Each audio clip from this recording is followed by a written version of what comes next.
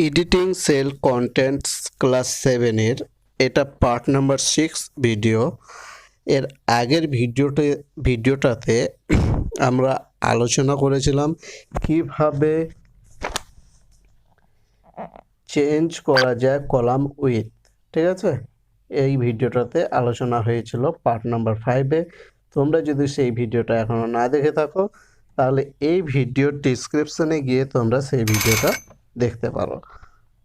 আর আজকের ভিডিওটাতে আমরা যেটা আলোচনা করতে চলেছি সেটা হচ্ছে চেঞ্জিং দ্য রো হাইট। হলো তো আমরা জানি যে রো এর হাইট যদি আমরা চেঞ্জ করতে চাই তাহলে আমরা সেটা দুইভাবে করতে পারি। একটা এখানে আমি লিখে রেখেছি, by dragging the mouse pointer. একটা মাউস পয়েন্টারকে ড্র্যাগ করে, অর্থাৎ মাউস পয়েন্টারটা যে আমাদের আছে সেটা লেফট বাটনটাকে চেপে ধরে ইচ্ছা মতো আমরা এদিক ওদিক করে আমরা খুব সহজেই রোয়ের হাইট পরিবর্তন করতে পারি। আর একটা হলো ইউজিং দ্য ফরম্যাট অপশান, ঠিক আছে। ফরম্যাট অপশান ব্যবহার করেও কিন্তু আমরা রোয়ের হাইট খুব সহজেই পরিবর্তন করতে পারি। হ্যালো, আচ্ছা। তো এখানে আমরা ইউজিং দ্য ফরম্যাট অপশান এটা আমরা করব না। আমরা যেটা জানবো বা আমরা যেটা করছি সেটা হচ্ছে by dragging the mouse pointer. সেই জন্য আমি এখানে পয়েন্ট করে নিলাম by dragging the mouse pointer. Mouse pointer ব্যবহার করে কিভাবে আমরা রোয়ের হাইট পরিবর্তন করব, তো সেই জন্য উত্তরটা লিখে রেখেছি। দেখো, 1 number, take the cursor to the row header. বোঝার জন্য এইদিকে একটা ছোট করে ছবি আঁকানো আছে, ঠিক আছে। তো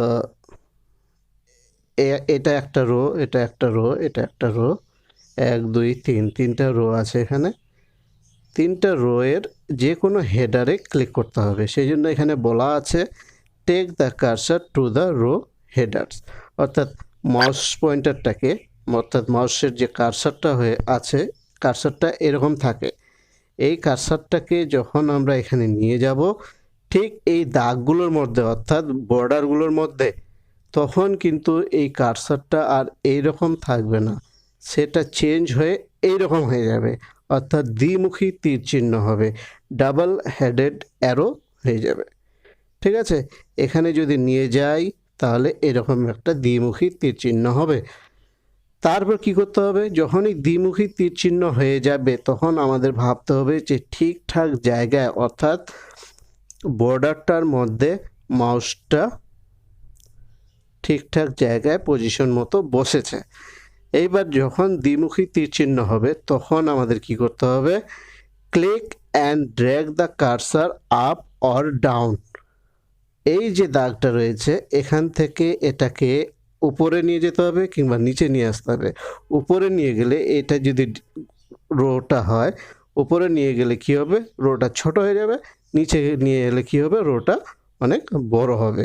সেই জন্য বলা হচ্ছে click and drag the cursor up or down to decrease or increase the row height.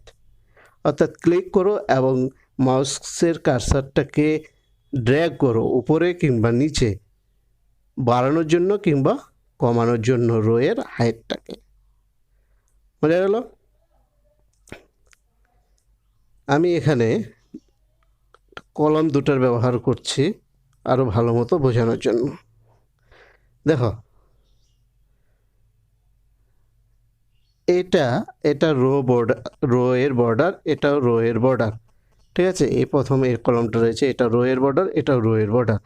আমি যদি এখানে দ্বিমুখী তীর চিহ্নটা হয়ে যায়, এটাকে যদি টেনে আমি উপরে নিয়ে যাই তাহলে কি হবে, রোটা হাইটটা ছোট হয়ে গেল। আবার টেনে যদি নিচে নিয়ে আসি তাহলে কি হবে, রোয়ের হাইটটা অনেক বড় হয়ে গেল, ঠিক আছে।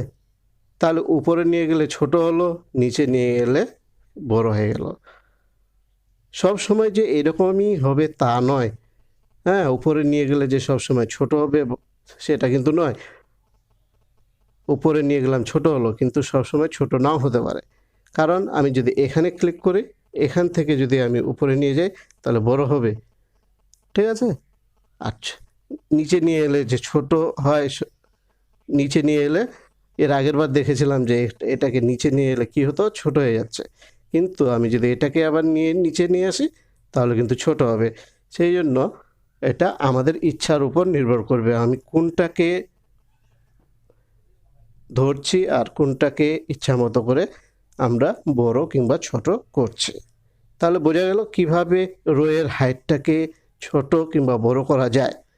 হলো 3 নাম্বার, দেখো যখন আমাদের ইচ্ছা মতো রোয়ের হাইটটা হয়ে যাওয়ার পর আমরা কি করব, when you get the required row height, তোমার যখন পছন্দ মতো রোয়ের হাইটটা হয়ে গেছে তখন আমাদের কি করতে হবে, রিলিজ দ্য মাউস, অর্থাৎ মাউসটাকে ছেড়ে দিতে হবে।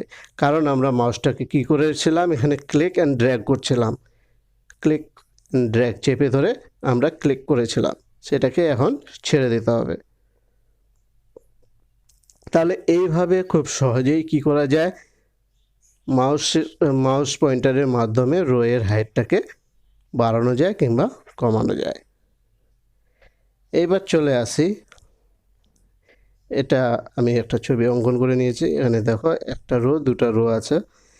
এই রোটার যে এক্সেলটা আমরা যখন খুলি, রোটা যে আছে রোগুলো, তো রোগুলো বাই ডিফল্ট কতটা উচ্চতা থাকে একটা রোয়ের, সেই জন্য একটা রোয়ের উচ্চতাটাকে আমরা মাপ করি পয়েন্টসের উপর কিংবা পিক্সেলের উপর। ঠিক আছে? বাই ডিফল্ট দ্য হাইট, এখানে হাইট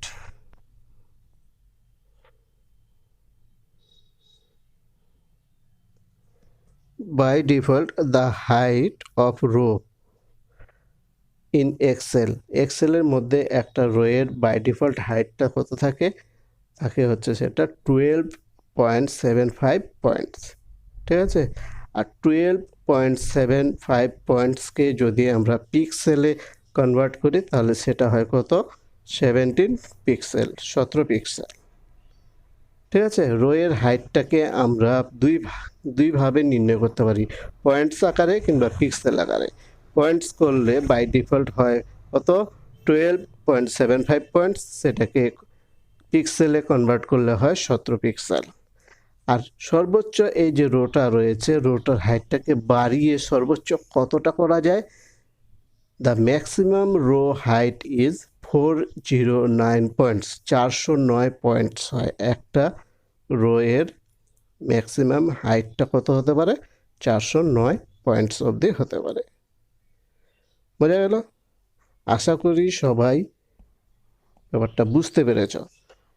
এখন যদি তোমাদের বলা হয় how to change the row height by dragging the mouse pointer, তাহলে মাউস পয়েন্টার ড্র্যাগের মাধ্যমে কিভাবে রোয়ের হাইট পরিবর্তন করা যায় সেটা যদি বলা হয় তাহলে তোমাদের কিন্তু এই উত্তরটা লিখতে হবে। তো তোমরা অবশ্যই উত্তরটা ভালো করে দেখে নাও, দেখে নিয়ে তোমরা কিন্তু এগুলো মুখস্থ করে নেবে। আর রোয়ের বাই ডিফল্ট যে কত হাইট থাকে সেটাও এখানে আমি তোমাদের বলে দিলাম। হ্যাঁ, আর ম্যাক্সিমাম রোয়ের হাইট কতটা হতে পারে সেটাও কিন্তু আমি বলে দিয়েছিলাম। আর আগের ভিডিওতে আমি কিন্তু বলে দিয়েছিলাম যে কলাম উইথ সম্পর্কে, সেটাও তোমরা দেখে নেবে। তো আজকের মতো এইটুকুই, এরপরে আবার একটা নতুন ভিডিও নিয়ে আলোচনা হবে। কারো যদি বোঝার অসুবিধা থাকে অবশ্যই আমাকে কমেন্ট করে জানাবে।